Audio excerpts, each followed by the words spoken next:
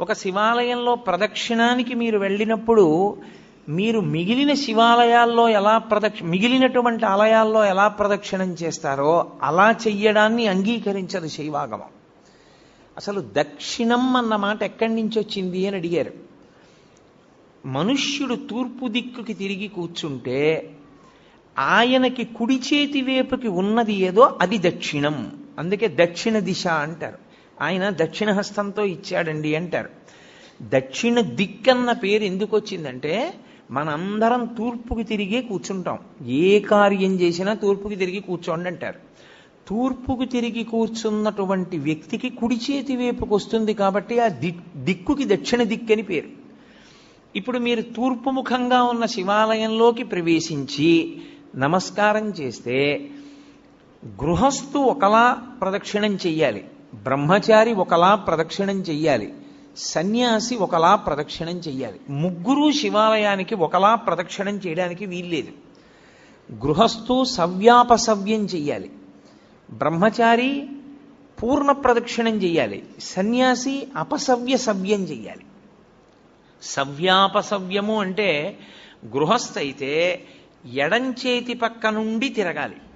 ఎంతవరకు తిరగాలి? సోమసూత్రము కనపడే పర్యంతమే తిరగాలి. సోమసూత్రం అంటే శివాలయంలో అభిషేకం చేసిన తీర్థం బయటికి వెళ్ళిపోయేటటువంటి మార్గం. ఆ మార్గం కనపడుతోందనుకోండి, అభిషేక తీర్థం వెళ్ళడం కనపడుతోందనుకోండి, ఇక దాన్ని దాటకూడదు. గృహస్థు అక్కడ వరకే వెళ్ళి వెనక్కి తిరిగిపోవాలి. ఎక్కడ వరకు మళ్ళీ వెనక్కి తిరగాలి అంటే చండీశ్వర స్థానం వరకు తిరగాలి.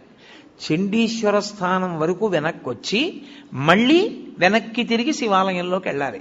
అది గృహస్థు ప్రదక్షిణ.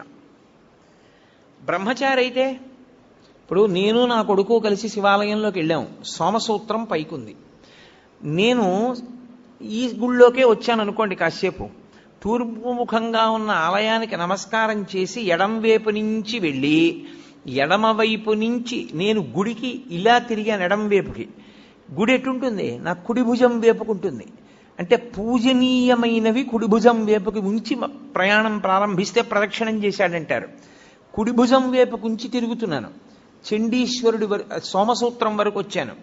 బయటకుంది సోమసూత్రం, కప్పేసి లేదు. ఇక్కడ దేవాలయంలో కప్పబడి ఉంటుంది, పైకి తెలియదు సోమసూత్రం. పైకి ఉందనుకోండి, నేను ఇక దాటకూడదు గృహస్థుని, నాకు వివాహం అయిపోయింది.